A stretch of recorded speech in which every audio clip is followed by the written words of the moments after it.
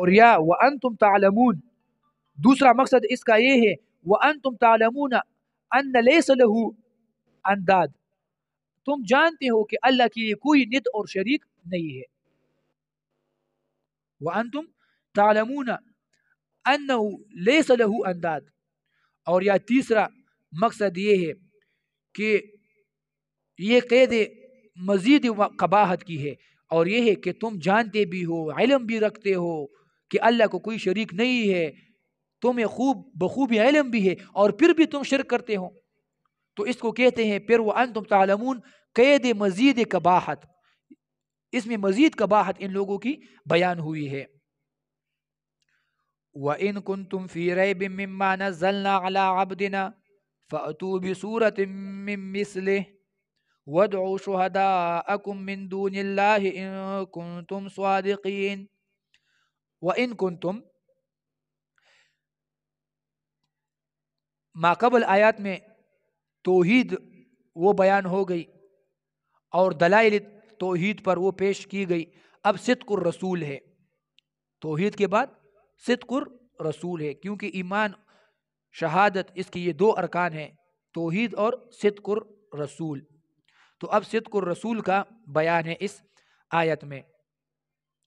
وَإِن كُنتُمْ، اگر تم لوگ ہو، فی ریب، کسی شک میں، مضبوط شک میں، مما نزلنا، اس بارے میں جو نازل کیا ہے ہم نے، علی عبدنا، اپنے بندے پر، رسول اللہ صلی اللہ علیہ وسلم پر. فَأْتُوا بِسُورَةٍ، تو پس پیش کرو، لاؤ ایک سورت کو، من مثلہ، اس قرآن کے مشابہ اور مثل. وَادْعُوا شُهَدَاءَكُمْ، اور تم بلاؤ اور مدد مانگو، شہداءکم، اپنے مددگاروں سے، یا وَادْعُوا شُهَدَاءَكُمْ، بلاؤ تم گواہی دینے والے کو. یہ دو معنی اس میں بنتے ہیں، من دون اللہ، اللہ کے بغیر، ان کنتم صادقین، اگر تم اپنے دعوے میں سچے ہو کہ یہ قرآن اور یہ رسول نعوذ باللہ جھوٹا ہے. یہ ان کا دعویٰ تھا کہ یہ قرآن بھی جھوٹا ہے، نعوذ باللہ، اللہ کی طرف سے نہیں ہے، خود سے گڑا گیا ہے اور من گڑت ہے، اور یہ رسول صلی اللہ علیہ وسلم والعیاذ باللہ یہ بھی جھوٹا ہے، اور یہ بھی نبی نہیں ہے بلکہ جھوٹا دعوی نبوت وہ کر رہا ہے. تو اگر تم ان دعوے میں سچے ہو تو اس قرآن کی طرح کوئی صورت بنا کر پیش کر لو. نہیں پیش کر سکتے تو دلیل ہے کہ رسول اللہ صلی اللہ علیہ وسلم حق نبی ہے اور قرآن وہ حق کلام اللہ ہے. وَإِن كُنتُمْ فِي رَيْبٍ مِّمَّا نَزَّلْنَا، مما نزلنا یہ من اجلیہ ہے. یہاں پر مما نزلنا کا مقصد یہ ہوا یعنی تنزیل علی البشر، کہ تم اس وجہ سے اس قرآن میں شک کرتے ہو کہ یہ قرآن نازل ہوئی ہے علی البشر، اس کو ہم نے ایک آدمی پر اتارا ہے، ایک بشر پر اتارا ہے. کیونکہ مشرکین کا یہ عقیدہ تھا کہ قرآن وہی، قرآن یا کوئی بھی کلام اللہ ہو، اور وہی اور نبوت یہ ایک عام آدمی اور بشر کو نہیں مل سکتی. اس لیے رسول اللہ صلی اللہ علیہ وسلم کو وہ کہتے تھے کہ تم تو ایک عام بشر ہو، تم تو ہماری طرح کہ ایک عام شخص اور ایک عام آدمی ہو، مکہ کے رہنے والے ہو، تم کو نبوت کیسے مل سکتی ہے، تم پر وہی کا نزول کیسے ہو سکتا ہے. تو وہ اس وجہ سے انکاری تھے اور منکر تھے رسالت اور نبوت کے، کہ یہ ایک عام آدمی پر وہی نازل نہیں ہو سکتی. تو اس لیے من ما نزلنا میں یہ من، یہ اصل میں من ما تھا نا، من ما ادغام ہوا ہے تو یہ من اجلیہ ہے یہاں پر. یا مما نزلنا دوسرا مقصد یہ ہے کہ تم اس وجہ سے اس قرآن میں شک کر رہے ہو کہ یہ قرآن تھوڑا تھوڑا ہو کے نازل ہو رہا ہے، تو اس لیے یہ اللہ کا کلام نہیں ہے. کیونکہ یہ بات بھی قرآن کریم میں ان مشرکین کی نقل ہوئی ہے اور آگے آئے گی کہ قرآن پر ایک اعتراض اور رسول اللہ صلی اللہ علیہ وسلم پر ایک اعتراض یہ مشرکین اس وجہ سے کرتے تھے کہ یہ قرآن تھوڑا تھوڑا کیوں نازل ہو رہا ہے، یہ جملۃ واحدہ ایک ہی دفعہ کیوں نازل نہیں ہوتا تم پر. اگر تم سچے ہو تو اس قرآن کو ایک ہی دفعہ پیش کر دو، جیسے موسیٰ علیہ السلام نے تورات لا کر ایک ہی دفعہ بنی اسرائیل کے سامنے پیش کر دی اور رکھ دی، تو تم بھی اس قرآن کو ایک ہی دفعہ پر پیش کر دو. تو یہ تھوڑی تھوڑی کیوں نازل ہو رہی ہے؟ تو نزلنا کا جیسے ہم نے کہا تھا تنزیل اور انزال میں فرق ہم نے کیا تھا، تو نزلنا کا مقصد یہ ہوگا پھر کہ نزلنا تھوڑا تھوڑا یہ قرآن نازل ہو رہا ہے، تو تم اس وجہ سے شک کر رہے ہو کہ یہ اللہ کا کلام وہ نہیں ہے.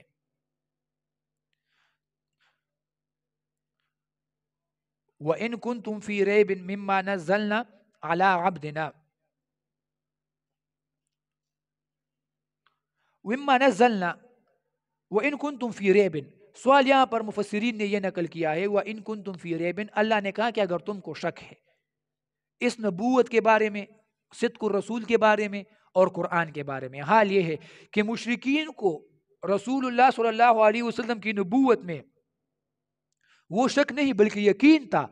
وہ یقین سے کہہ رہے تھے کہ رسول اللہ صلی اللہ علیہ وسلم نعوذ باللہ جھوٹا ہے، اور قرآن کو بھی وہ یقینی طور پر کلام اللہ نہیں مانتے تھے. ان کو یقین تھا کہ یہ کلام اللہ نہیں ہے. تو یہاں پر اللہ نے شک کیوں کہا ہے کہ یہاں پر وَإِن كُنتُم فِي رَيْبٍ، اگر تم کو شک ہو، تو جواب یہ ہے کہ کبھی کبھی زجر کے لیے ایسی بات کلام عرب میں کہی جاتی ہے کہ اگر تم کو شک ہو تو یہ کام کر لو. کلام عرب کا محاورہ کے مطابق قرآن اترا ہے، تو محاورہ عرب میں یہ اس طرح کا استعمال ہوتا ہے.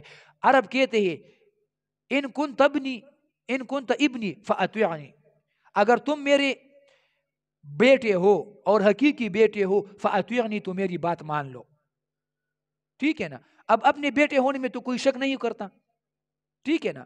تو عرب اس طرح کہتے ہیں ان کنت ابنی فاطیعنی، تو میری بات مان لو. وَإِن فَأْتُوا بِسُورَةٍ مِّن مِّثْلِهِ، فَأْتُوا یہ امر تعجیلی ہے، اور امر ان کو عاجز بنا لیا ہے. فَأْتُوا اتیان میں عجلت کرو، جلدی کرو. بِسُورَةٍ مِّن مِّثْلِهِ، سورت یہ سور البلد سے ماخوذ ہے. سور البلد، سور البلد، بلد شہر کے ارد گرد جو فصیل ہوتی ہے، پرانے زمانوں میں جو شہروں کے ارد گرد بڑی سی فصیل وہ بنائی جاتی تھی، تو یہ اس سے ماخوذ ہے. اور مقصد پھر یہ ہے کہ جیسے وہ فصیل اس نے تمام شہر پر احاطہ کیا ہوا ہوتا ہے. شہر میں مختلف اشیاء ہوتی ہیں، مختلف کاروبار چلتے ہیں، مختلف قسم کے لوگ وہاں پر آباد اور بستے ہیں، ٹھیک ہے؟ تو اس فصیل نے اس تمام شہر پر احاطہ کیا ہوا ہے مختلف چیزوں پر. تو یہ قرآن کا جو سورت ہوتا ہے، سورت بھی احاطہ کرتی ہے بہت ساری مضامین کا، مختلف مضامین کا. سورت میں مختلف مضامین بیان ہوتے ہیں، تو اس سورت نے اس پر احاطہ کیا ہوا ہوتا ہے، تو یہ اس سے ماخوذ ہے. فَأْتُوا بِسُورَةٍ مِّن مِّثْلِهِ، مِّن مِّثْلِهِ، اور اس میں پھر تحدی اور مناظرہ ہے اور چیلنج ہے کہ تم اس طرح کا کلام وہ پیش کرو. فَأْتُوا بِسُورَةٍ مِّن مِّثْلِهِ، مِّن مِّثْلِهِ کی یہی ضمیر جو ہے مِمَّا نَزَّلْنَا کو راجع ہے، ضمیر اس کی طرف ہے، مِمَّا نَزَّلْنَا، کہ اس قرآن کی طرف جو ہم نے اتارا ہے اس کی طرح کوئی مثل آپ پیش کر دو. اور مثل کس چیز میں؟ مثل مراد ہے فصاحت اور بلاغت میں، کہ قرآن کی طرح فصیح اور بلیغ اور حسن ترتیب کے لحاظ سے وہ کلام قرآن کی طرح ہو، فصاحت میں وہ کلام قرآن کی طرف ہو، بلاغت میں وہ کلام قرآن کی طرف ہو، تو اس کی طرح فصیح اور بلیغ کوئی کلام تم وہ پیش کر لو. اور وَدْعُوا شُهَدَاءَكُمْ اے الہکم، مفسرین معنی کرتے ہیں اے الہکم، اے آلہتکم، اپنے معبودوں کو اور اپنے ایک خاص الہ کو، اس کو بھی مدد کے لیے تم بلاؤ، اس کام میں، اس چیلنج کو قبول کرنے میں ان سے بھی مدد مانگو. وَدْعُوا آلہتکم، اپنے معبودوں کو وہ بلاؤ کہ وہ بھی تم کو تمہاری ساتھ مدد کر لے. ان کو پھر معبود کو شہداء کہا گیا ہے، آلہہ کو شہداء کہا گیا ہے، کیونکہ وہ اپنے معبودوں کو حاضر اور ناظر سمجھتے تھے کہ ہمارے معبود ہر جگہ پر حاضر اور ناظر ہے، اور وہ ہر جگہ پر پہنچ کر ہماری مدد کرتے ہیں. تو اللہ نے کہا کہ شہداء کو چلو ان کو حاضر کر لو, ان کو پیش کر لو, تمہارے ساتھ مدد کر لیں. اور دوسرا معنی کرتے ہیں وَدْعُوا علماء, وَدْعُوا علماءَکم, اپنے علماء کو بلاؤ مدد کے لیے. تمہارے جو پیر ہیں, تمہارے جو علماء ہیں, جو راہب ہیں, جو رہبان ہیں, ان کو پیش کرو, ان کو مدد کے لیے لے آؤ کہ اس قرآن کی طرح مثل پیش کرنے میں تمہاری وہ مدد کر لے. وَدْعُوا علماءَکم. اور تیسرا معنی شہداءکم کا اپنا معنی لے, شہید بمعنی گواہ ہوتا ہے, شہداء اس کی جمع ہے. تو وَدْعُوا شہداءکم کا مطلب یہ ہوگا پھر کہ کوئی کلام, کوئی سورت تم بنا لو قرآن کے مقابلے میں, اور پھر کسی منصف کو, کوئی گواہ کو, اس کو بلاؤ, کسی ثالث کو, اور اس سے فیصلہ کرواؤ, اور اس کو بٹھا کر دونوں کلام پیش کر لو کہ اب یہ کلام ہمارا یہ اس قرآن کے مثل اور مشابہ ہیں کہ نہیں ہیں. تو ثالث, منصف اور تیسرے گواہ کو بلاؤ کہ وہ گواہی دے کہ ہاں تمہارا یہ کلام قرآن کے مشابہ ہے. تو پھر گواہ اپنے معنی پر ہوگا. اور عرب اگر اس طرح کی گواہی دیتے, سوال پھر یہ بنتا ہے, اس کو ایک سوال کی طرح پیش کر لو کہ ہو سکتا ہے کہ وہ ایسے ثالث کو بلا لیتے جو وہ جھوٹی گواہی دے دیتا کہ ہاں تمہارا یہ کلام قرآن کے مشابہ ہے اور اس کا ہم مثل ہے. تو یہ بھی تو ہو سکتا تھا. تو اس کا جواب یہ ہے کہ نہیں, یہاں پر مراد شہید اور شہداء اور گواہ سے مراد فصیح اور بلیغ انسان ہے, جو عرب کی فصاحت اور بلاغت لغت عرب کی وہ جانتا ہو. اگر کوئی ایسا فصیح اور بلیغ وہ بلا لیتا کہ جو عرب کی لغت کی فصاحت اور بلاغت کا ماہر ہوتا, اور اگر وہ انسان کے کلام کو اللہ کے کلام کے ہم مثل اور مشابہ بنا لیتا اور اس کو اس کے مساوی ٹھہرا لیتا, تو یہ اس کی حق میں اس کی فصاحت اور بلاغت پر ایک قسم کی داغ ہوتی. ان کی فصاحت اور بلاغت اس سے وہ نفی ہو جاتی. تو یہ مقصد ہوتا کہ یہ انسان فصیح اور فصاحت اور بلاغت نہیں جانتا, یہ علم الفصاحت اور بلاغت اس میں ماہر نہیں ہے, کیونکہ اس نے کلام اللہ کو کلام المخلوق سے مشابہ کیا. تو اس میں اب اس کی اپنی عزت کا خطرہ تھا, ٹھیک ہے نا.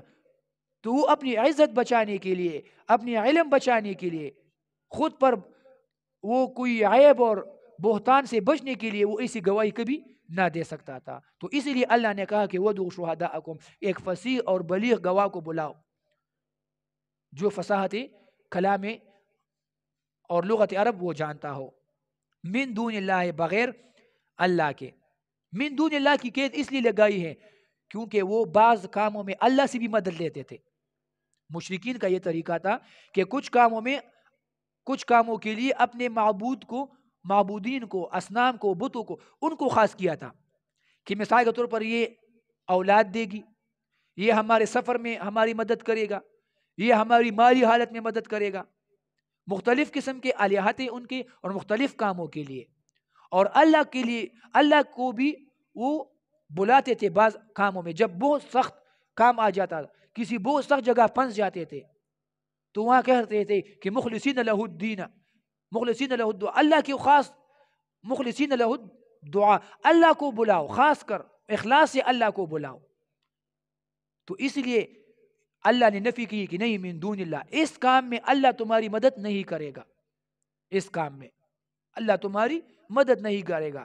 بلاؤ اللہ کے علاوہ تمہارے اور جو الہ ہے اور جو معبودین ہیں ان کو وہ بلاؤ. وَدْعُوا شُهَدَاءَکُمْ من دون اللہ, من دون اللہ کا مقصد وہ یہ ہوگا ان کنتم صادقین, اگر تم سچے ہو. صادقین اے صادقین فی قولکم, اگر تم اپنے اس دعوے میں سچے ہو. ان کا دعویٰ کیا تھا؟ ان کا دعویٰ یہ تھا لو نشاء لقلنا مثل هذا.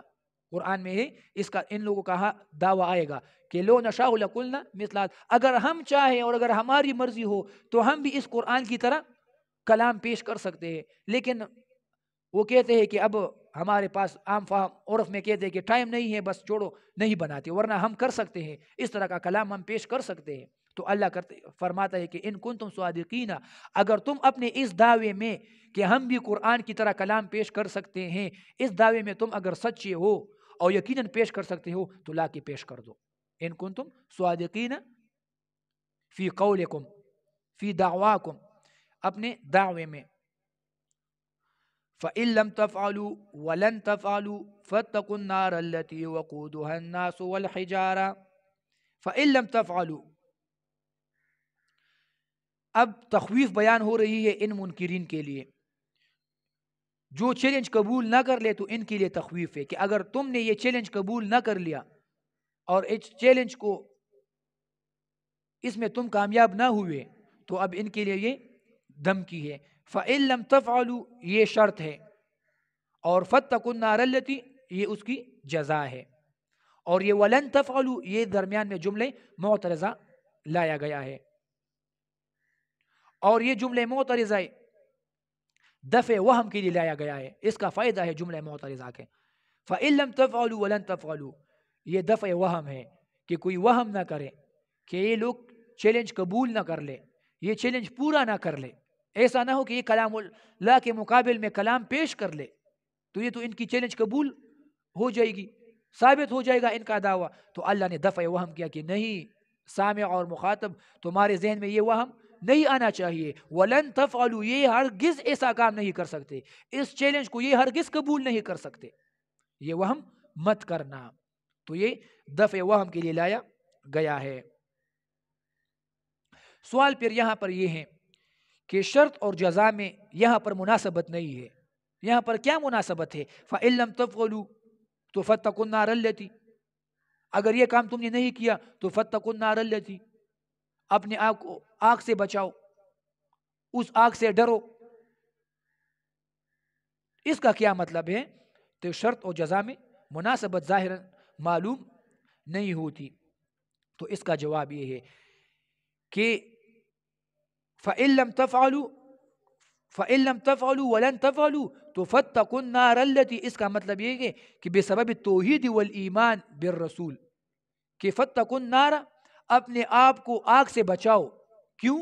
بسبب توحید و ایمان بالرسول، کہ توحید اور ایمان بالرسول سے ماننے سے، توحید ماننے سے، ایمان بالرسول لانے سے، اس کی وجہ سے، اس کے سبب سے اپنے آپ کو آگ سے وہ بچا لو. اگر توحید مان لو گے، رسالت مان لو گے تو تم آگ سے وہ بچ جاؤ گے.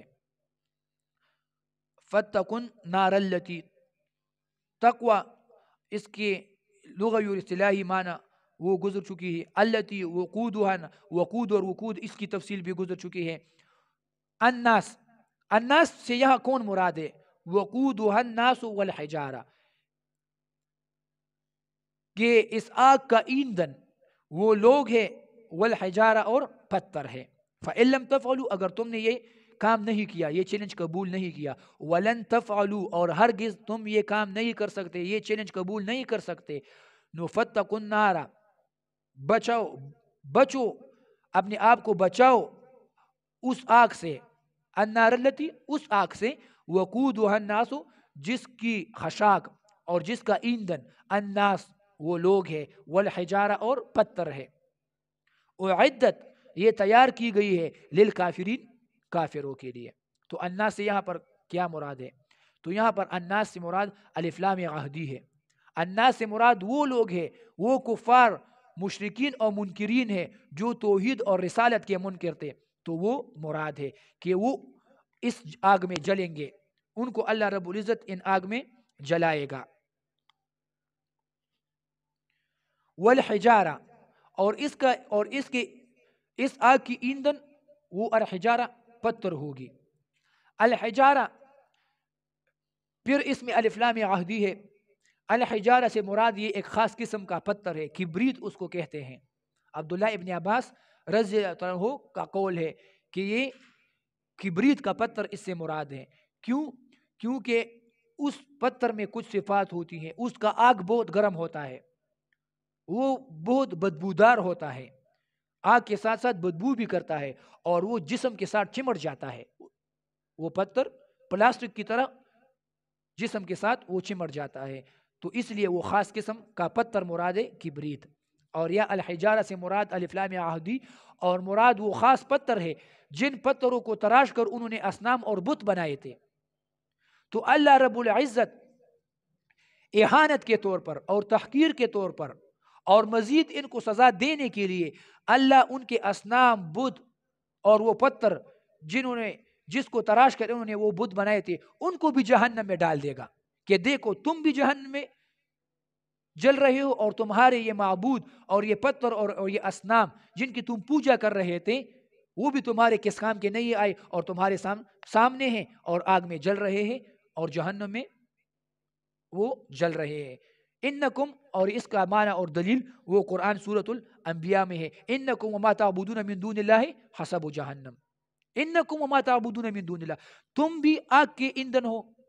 وما تعبدون من دون اللہ، اور جس کی تم عبادت کر رہے تھے اصنام کی اور بتوں کی، من دون اللہ بغیر اللہ کی، حسب جہنم وہ بھی جہنم کا ایندھن ہے. تو پھر الحجارہ سے مراد وہ الحجارۃ المعبودہ مفسرین کہتے ہیں وہ پتھر جن کی عبادت کی گئی ہے، وہ پتھر یہاں پر مراد ہے. اور تیسرا قول یہ ہے کہ الحجارہ سے مراد عام پتھر ہے، تو پھر یہ مزید تخویف اور زجر بن جائے گی کہ جہنم کی آگ ایسی آگ ہے کہ وہ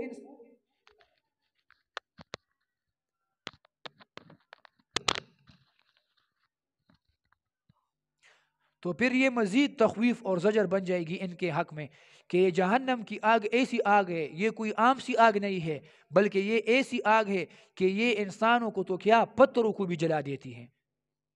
لہٰذا اس سے ڈرو، اس سے زیادہ ڈرنا چاہیے، یہ پتھروں کو بھی جلا کر راکھ کر دیتی ہے. اعدت للکافرین، اعدت للکافرین یہ جملہ مستأنفہ ہے اور یہ سوال سائل کے جواب میں واقع ہوا ہے. سائل نے سوال کیا کہ جہنم کس کے لیے تیار ہوا ہے؟ ایسا خطرناک جہنم جو پتھروں کو جلائے، جو انسانوں کو جلائے، جس کی ایندھن انسان ہو، جس کا ایندھن وہ پتھر ہو، تو یہ کس کے لیے تیار کیا گیا ہے؟ تو جواب ہوا اعدت للکافرین، یہ کفار کے لیے تیار کیا گیا ہے. پھر سوال یہ ہے کہ اعدت للکافرین یہاں پر کفار کو خاص کیا گیا ہے کہ جہنم کفار کے لیے بنایا گیا ہے اور تیار کیا گیا ہے، تو کیا مومن جہنم میں نہیں جائے گا؟ حالانکہ گنہگار مومن، یہ مومنوں کا عقیدہ ہے، قرآن اور حدیث کی بہت سی آیات اور حدیث پر اس پر دال ہے کہ مومن گنہگار وہ بھی جہنم میں جا سکتا ہے. تو یہ کافروں تک کیوں خاص کیا؟ تو جواب یہاں ہے کہ اعداد مراد ہے کہ یہاں پر یہ جہنم اعداد اور تیار کفار کے لیے ہوئی ہے، لیکن مومن گنہگار وہ ایک خاص وقت کے لیے چلا جائے گا اس گناہ کے مطابق، تو اس لیے یہ اعدت للکافرین کہا گیا ہے. پھر یہ اعدت یہ دلیل ہے کہ جہنم یہ پہلے ہی سے تیار ہو چکا ہے، پہلے ہی سے اللہ نے اس کی تخلیق کر دی ہے بہت زمانہ پہلے. کیونکہ بعض فرق باطلہ گزر چکے ہیں، وہ کہتے تھے کہ جہنم اور جنت ابھی تک وجود میں نہیں آئی، ابھی تک ان کی تخلیق نہیں ہوئی، یہ پھر بعد میں اللہ قیامت کے بعد ان کی تخلیق کرے گا. لیکن یہ باطل عقیدہ ہے. اعدت للکافرین یہ دال ہے اور یہ دلیل ہے کہ یہ جہنم تیار ہو چکی ہے، کیونکہ اعدت کا صیغہ ماضی کا صیغہ لایا گیا ہے یہاں پر. اعدت للکافرین اس آیت سے پھر خوارج استدلال کرتے ہیں، اور استدلال وہ اس طرح کرتے ہیں کہ اعدت للکافرین جہنم وہ کافروں کے لیے تیار کی گئی ہے، تو جو کوئی جہنم میں جائے گا وہ کافر ہوگا، کیونکہ جہنم کافروں کے لیے تیار کی گئی ہے. تو اگر مومن گناہ کی وجہ سے وہ جہنم میں جائے گا تو وہ مومن کو بھی کافر ہی تصور کرتے ہیں، کیونکہ جہنم میں جو بھی جائے گا وہ کافر ہوگا. تو اگر مومن گناہگار وہ بھی جہنم میں جائے تو وہ بھی کافر ہوگا، اسی لیے وہ مرتکب کبیرے گناہ کو کافر سمجھتے ہیں، کیونکہ اعدت للکافرین، کیونکہ گناہ کی وجہ سے انسان جہنم میں جاتا ہے، گناہ کی وجہ سے انسان جہنم میں جاتا ہے، اور جو جہنم میں جائے گا وہ کافر ہوگا. تو اس لیے مرتکب گناہ کبیرے کا وہ کافر ہیں. اس طرح کے صغرا اور کبرا وہ بنا دیتے ہیں، تو یہ غلط استدلال ہے ان کا. جو دوسرے قواعد اور آیات اور اصول دین سے اور اسلام سے معلوم ہوتا ہے کہ یہ غلط استدلال ہے۔ وَبَشِّرِ الَّذِينَ آمَنُوا وَعَمِلُوا الصَّالِحَاتِ أَنَّ لَهُمْ جَنَّاتٍ تَجْرِي مِن تَحْتِهَا الْأَنْهَارُ وَبَشِّرِ الَّذِينَ آمَنُوا۔ تخویف کے بعد اب مومنوں کو اللہ رب العزت بشارت ذکر کر رہا ہے مومنوں کے لیے، ان کے لیے ایک خوشخبری ہے۔ اور طریقہ ہم نے یہ پہلے بیان کیا تھا کہ قرآن کا طریقہ ہے کہ تذکرہ کفار کے بعد تذکرہ مومنین ہوتی ہے، تذکرہ جہنم کے بعد جہنم جنت کی ہوتی ہے، اور زمین کے ساتھ آسمان کا تذکرہ ہوتا ہے۔ تو اسی طرح کفار کے ساتھ اب مومنوں کا تذکرہ ہے، کیونکہ ضدین قرآن کریم وہ اس کی وضاحت ضدین سے اللہ رب العزت وہ کرتا ہے، تو کفار کی ضد اب مومن ہے اور ان کے لیے اب بشارت ہے۔ اس کو ماقبل پر عطف کیا گیا ہے وَبَشِّرِ الَّذِينَ، کیونکہ اصل آیت کا مقصد یہ ہے کہ انذر الذین کفروا بالنار وبشر الذین آمنوا، ٹھیک ہے، انذر الذین کفروا بالنار، کفار کو آگ اور جہنم سے انذار دو، ان کو تخویف دو آگ سے جہنم سے، اور وبشر الذین آمنوا، اور مومنوں کو جنت سے بشارت دو، جنت کے ساتھ ان کو بشارت دو، تو یہ ان پر اس پر عطف ہے۔ وبشر الذین، بشر یہ امر ہے، پھر بشارت اور بشارت اصل میں اس کا استعمال ہے خوشخبری میں بشارت بکسر با استعمال کرو گے یا بضم با بشارت یہ استعمال ہوگی، بشارت بفتح با اس کا استعمال وہ صحیح نہیں ہے، کیونکہ وہ پھر انسانی چمڑے یہ جو جلد ہے اس کو پھر کہتے ہیں بشارت۔ اگر کوئی استعمال کر لے تو پھر علماء کہتے ہیں کہ یہ وہ غلط اصطلاح بن جائے گی، تو بشارت اور بشارت یہ کہنا اب درست ہے۔ تو اب خوشخبری ہے ان عمل صالح اور ایمان والوں کے لیے۔ وبشر الذین آمنوا، اور خوشخبری دو ان لوگوں کو آمنوا جنہوں نے ایمان لایا، وعملوا الصالحات اور عمل نیک اعمال کیے، ان لہم کہ یقیناً ان کے لیے جنات باغات ہیں، تجری کہ جاری ہوں گے، من تحتها الانہار ان کے بنگلوں اور باغات کے نیچے سے، انہار یا ان کے درختوں کے نیچے سے انہار، بہت ساری نہریں، بہت ساری نہریں ان کے باغات اور ان کے جو قصر اور قصور اور بنگلے ہیں، کوٹیاں ہیں، ان کے نیچے سے یہ بہتے جائیں گے یہ انہار۔ ان لہم ای بان لہم، ان لہم کا مطلب ہے بان لہم، یہ مبشر بھی ہے، اس سے ان کو خوشخبری دو۔ من تحت حل انہار میں نے ترجمہ کیا ان کے درختوں کے نیچے، ان کے کوٹیوں کے نیچے، ان کے باغات، کیونکہ مفسرین کہتے ہیں من تحت اشجارها وغرفها، ان کے درختوں کے نیچے، باغات کے درختوں کے نیچے سے نہریں نکلتی ہیں اور بہتی ہیں، وغرفها ان کے بنگلوں کے نیچے، اوپر بالا خانے ہوں گے، کوٹیاں ہوں گی، اس کے نیچے سے نہریں وہ بہتی ہوں گی۔ انہار، انہار یہ جمع ہے نہر کی، نہر کی وہ جمع ہے انہار، جیسے کیونکہ اور انہار کی، انہار یا پر پھر جمع لایا ہے، انہار جمع ہے، یہ جمع سورہ محمد میں پھر اس کی تفصیل آئے گی کہ یہ انہار پھر چار ہے، چار انہار وہاں پر ذکر ہوں گی، نہر پانی کی، نہر شراب کی، دودھ کی، اور دوسری انہار اور نہریں وہ چار سورہ محمد میں اس کی تفصیل آ رہی ہے۔ وعملوا الصالحات، ان الذین آمنوا وعملوا الصالحات، جنہوں نے ایمان لایا اور نیک عمل کیا، امام آلوسی رحمہ اللہ کے مطابق عامل الصالحات اس کا مصداق کون ہے؟ الصالح من الاعمال ما صوغه الشرع وحسنه، الصالح من العمل ما صوغه الشرع وحسنه، صالح عمل اور نیک عمل وہ ہے جس کی شرعیت نے تحسین کی ہو، شریعت نے، اسلام نے اس کا حسن بیان کیا ہو، اس کی تعریف کی ہو، اور جس کو جائز قرار دیا ہو شریعت نے، اس کو کہتے ہیں عمل صالح۔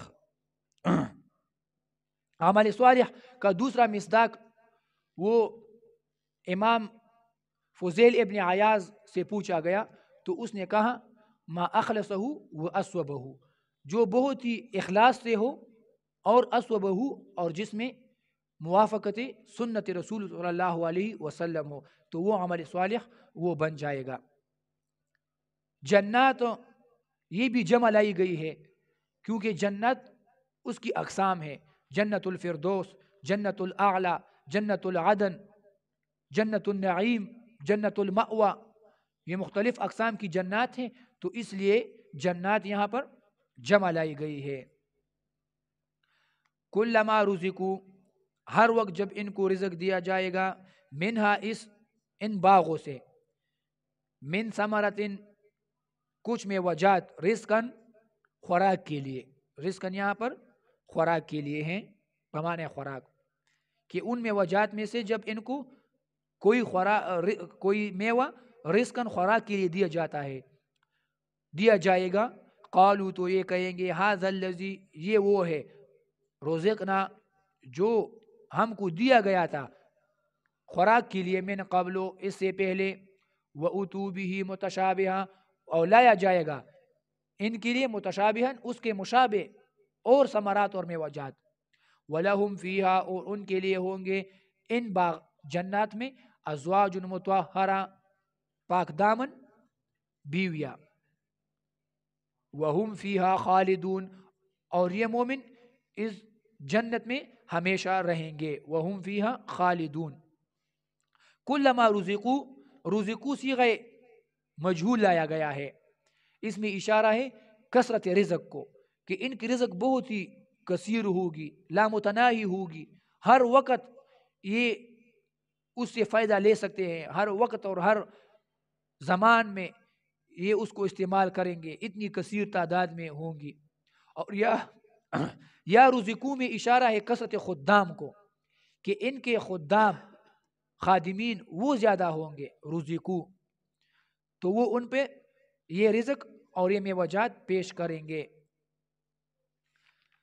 قالوا تو یہ کہیں گے ھذا الذی رزقنا من قبل، یہ تو ہمیں پہلے دیا گیا تھا، یہ رزق یہ میوجات ہمیں پہلے دیا گیا تھا، من قبل، وَأُتُوا بِهِ مُتَشَابِهًا، من قبل